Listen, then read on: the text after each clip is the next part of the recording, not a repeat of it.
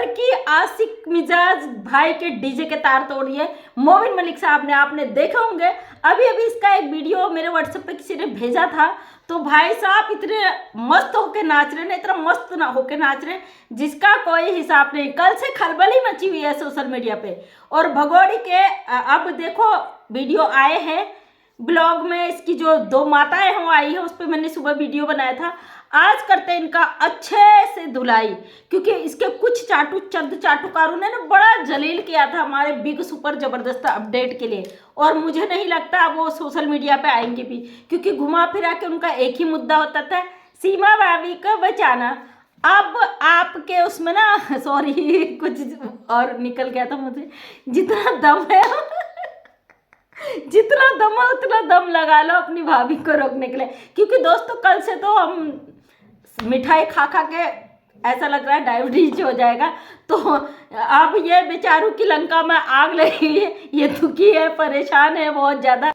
अब इन लोगों को छुपने के लिए जगह नहीं मिल रही है। आपने देखा होगा लप्पू का परिवार भीख मांगने की प्रैक्टिस कर रहा है। लप्पू ढोलक बजा रहा, माई चिमटा बजा रही, क्योंकि भाई जेल से आएंगे ना, जेल से आने के बाद इनके लिए रोजी रोटी यही है, क्योंकि इनके पास और साधन तो कुछ रहेगा नहीं।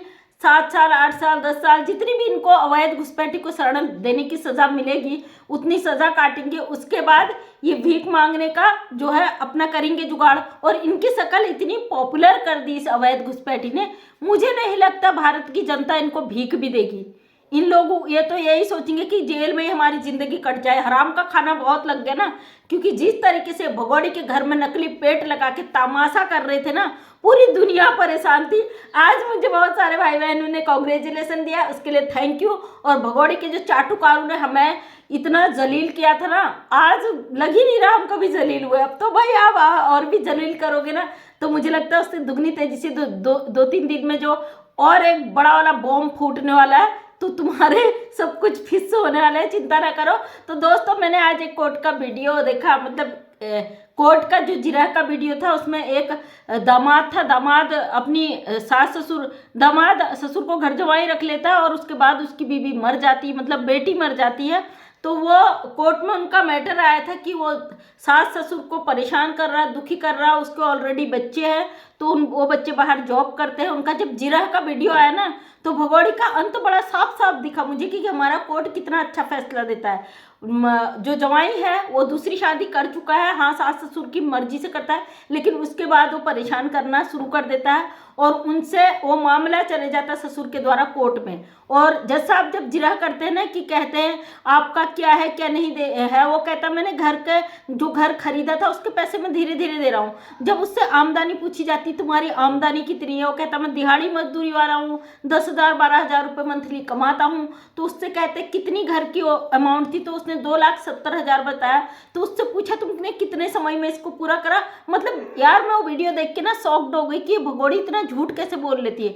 जज साहब ने उस बंदे को एक शब्द भी फालतू नहीं बोलने दिया, बिल्कुल नहीं, हाँ या ना में जवाब दो, क्योंकि हमारा कोर्ट सबूतों के आधार पर चलता है। तो बंदे ने कहा मैंने 1 लाख रुपया समथिंग तो मैंने वैसे ऑनलाइन पेमेंट किया था, लेकिन 1,70,000 मैंने कैश में धीरे धीरे दिया। तो जज साहब ने कहा धीरे धीरे का कोई हिसाब नहीं होता, क्योंकि आपके पास लिखित में कोई भी प्रूफ नहीं है।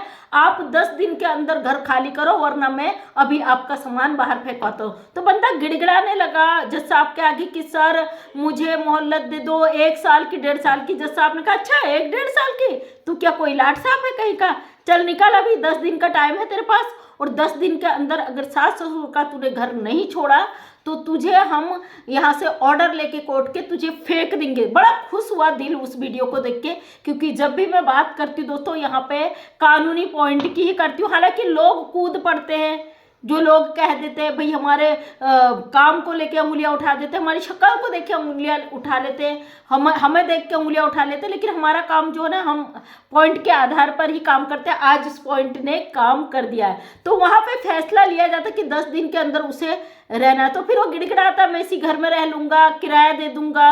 वो किराए पे जज साहब का फैसला होता कि भाई किराया तुझे देना है तो बाहर दे, यहाँ पे क्यों देगा।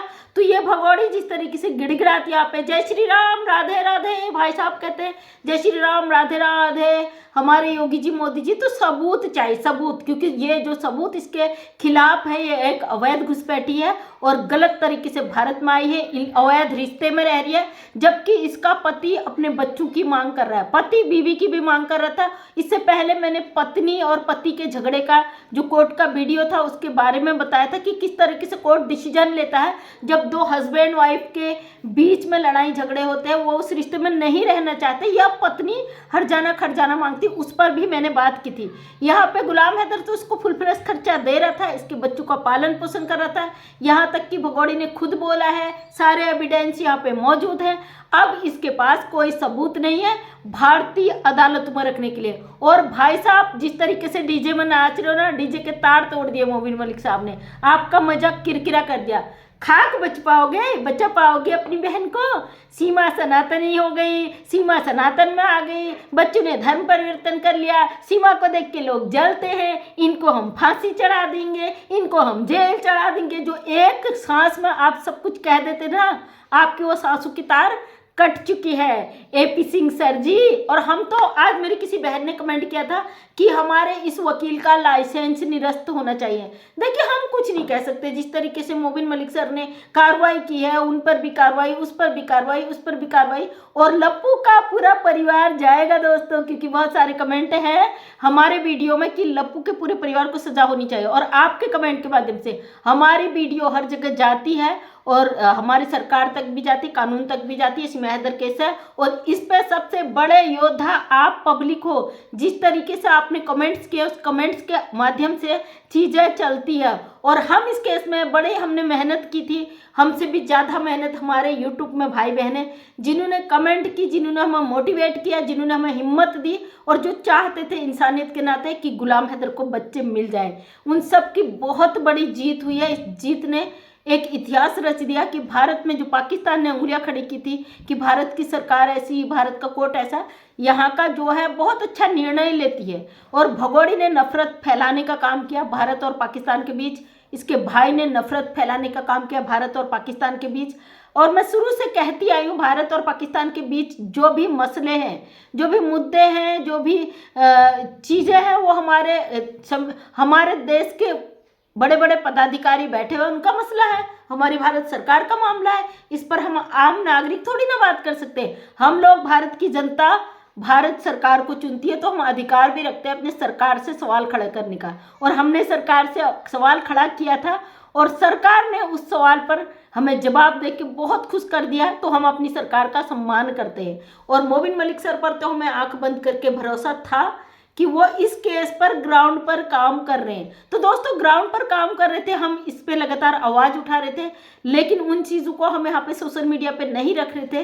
इस वजह से यहाँ पे काफ़ी लोग हमारे दुश्मन हो गए थे, जो चाहते थे हम सच को यहाँ पे बोले, वो हमें झूठा साबित करा के, हमें झूठी कह के, हमारे पर उंगली उठा के, हम पे कीचड़ उछाल के कोशिश कर रहे थे कि वो अंदर खाने टटोल सके, क्योंकि हम यहाँ पे कोई भी चीज़ ऐसी नहीं रखना चाहते थे जो मोबिन मलिक सर उस पर नहीं रखना चाहते। पिछली बार कई चीज़ें रखी हुई थी तो उस पर बवाल कट गया था। अब जो भी ऑफिशियल नोटिफिकेशन है वो मोबिन मलिक सर के द्वारा ही जारी किया जाएगा, और हम इसका बैंड बजाते रहेंगे और अपनी सरकार, अपने कानून से हम ऐसा रिक्वेस्ट करते रहेंगे कि सीमा हैदर का अंजाम जल्द से जल्द उसके मिशन तक पहुंचाया जाए, इसको जेल और सलाखों के पीछे जल्द से जल्द डाला जाए, ताकि समाज में फैल रही इस गंदगी को रोका जा सके। एक हमारे समाज को जितनी बुरी तरीके से ये महिला गंदगी का शिकार बना चुकी है, हमारे भावी बच्चे, हमारे आने वाली पीढ़ियाँ, हमारी आज की पीढ़ी जो इससे सीख रहे हैं, कहीं ना कहीं ये महिला किसी भी सभ्यता और संस्कारों पे बहुत गंदा असर छोड़ी है। तो इस असर को ख़त्म करने के लिए बहुत ज़रूरी था कि सरकार को इस पर डिसीजन लेना चाहिए था। सरकार ने अच्छा डिसीजन लिया कि हैदर को भारत में बुला लिया है, और अब सीमा हैदर की बैंड बज चुकी है। लप्पू का परिवार भीख मांगने की प्रैक्टिस कर रहा है, देखा मैंने ढोलक बजा रहा। लप्पू बेटा चिंता मत कर, सबसे बड़ा अपराधी तो तू ही है, पहले से कह रही थी। इस परिवार को ऐसी सजा मिलनी चाहिए कि जिंदगी में कोई भी व्यक्ति अवैध घुसपैठी को अपने घर में तो दूर दूर दूर तक उससे कोई रिश्ता रखने की हिम्मत नहीं करेगा।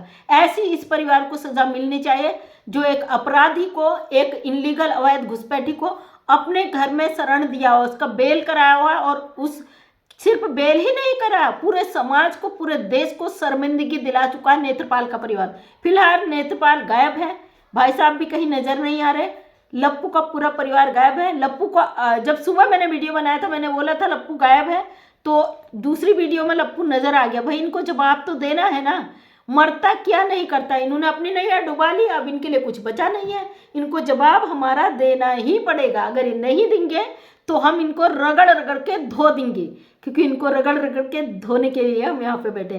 नेक्स्ट वीडियो में नेक्स्ट अपडेट फिर लेके आती हूँ आपके पास।